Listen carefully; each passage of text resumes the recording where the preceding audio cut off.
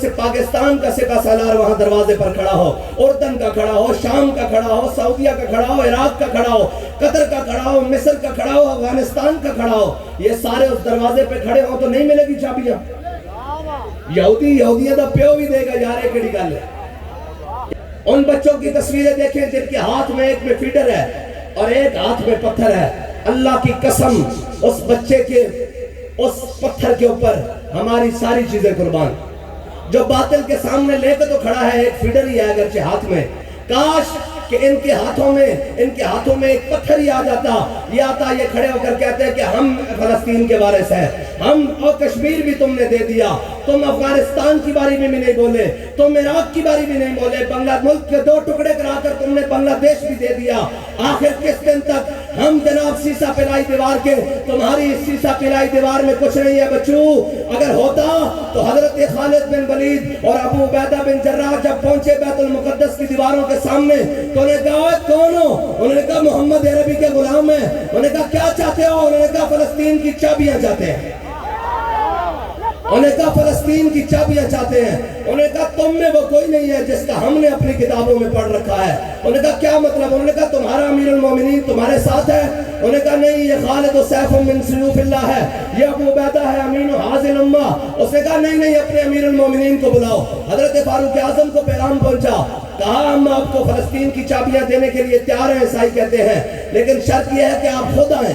تو حضرت فاروق اعظم بیت المال میں سے ایک اونٹ لیا اور ایک اپنا ساتھ میں غلام لیا، زاد راہ باندھا، کھجوریں باندھی، پنیر باندھا اور چل پڑے بیت المقدس کی جانب۔ اور طے کیا فرمایا بیت المال پر اتنا وزن نہیں بڑھانا، آج ان کے پروٹوکول ہی ختم نہیں ہوتے، آج ان کے جناب ہٹو بچوں ہی ختم نہیں ہوتی، اور دیکھیے امت کا امام آ رہا ہے۔ حضرت فاروق اعظم نے ایک اونٹ لیا اور غلام سے طے کیا کہ اتنے میل تم سوار ہوگے، اتنے منزلیں میں سوار ہوں گا، اتنے جناب مسافر تم طے کرو گے، اتنی منزل پر میں بیٹھوں گا۔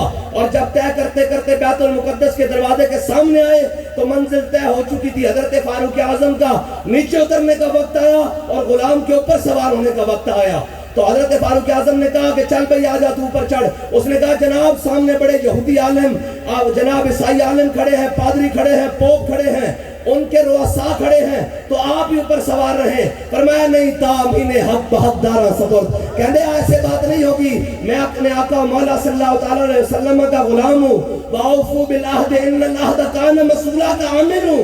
فرمایا میرے غلام اب یہ بات نہیں ہوگی، میرا وقت نیچے اترنے کا آیا، تیرا اوپر چڑھنے کا آیا۔ اور جب غلام اوپر چڑھا اور حضرت فاروق اعظم نے ایسے اونٹ کی نکیل پہنچی تو جب قریب پہنچے نا تو وہ عیسائی عالم حضرت ابو عبیدہ بن جراح اور حضرت خالد بن ولید سے کہنے لگے بتاؤ یہ جو اوپر آ رہا ہے یہ تمہارا امیر ہے، یا جو نیچے نکیل پکڑ کے آ رہا ہے یہ تمہارا امیر ہے؟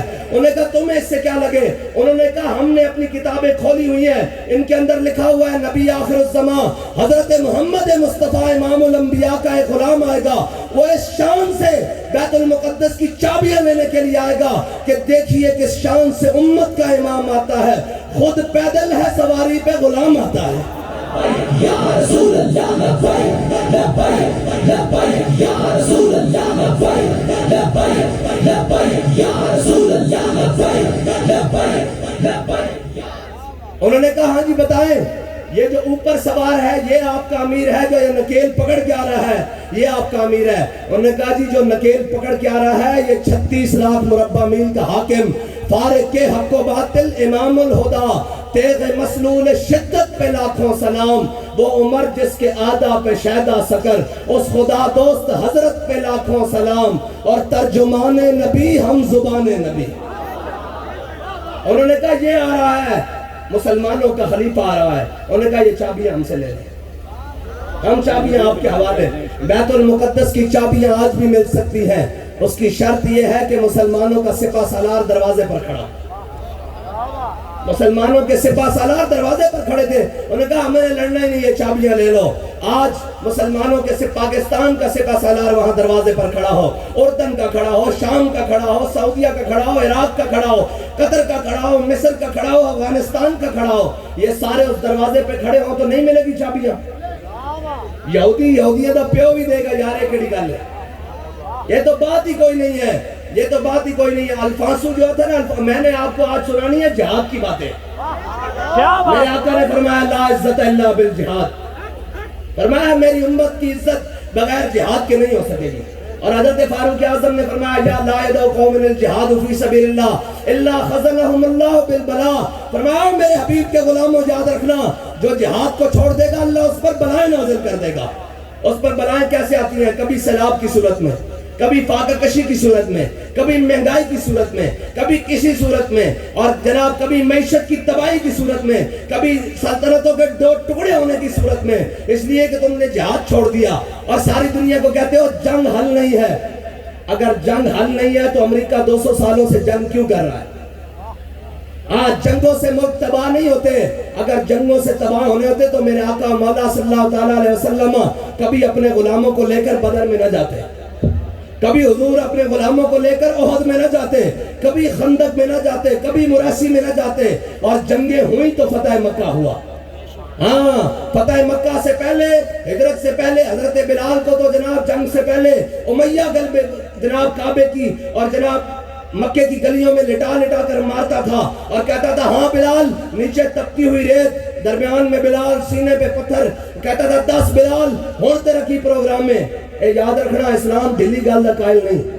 پنجابی سمجھ دو نا، اسلام ڈھیلیاں گلاں دا قائل نہیں. جے بلال تپتی ریت اتے ہوئے، جی تھلو ریت ہوئے اور درمیان بلال ہوئے اور سینے تے پتھر ہون، ادو پوچھتے سن ہاں بھئی بلال تے رکھی پروگرام میں. کہ حضرت بلال فرماندے سن احد احد احد احد. فرمایا جھلے ہوئے ہو میں حضور دا دامن رحمت چھڑ سکدا؟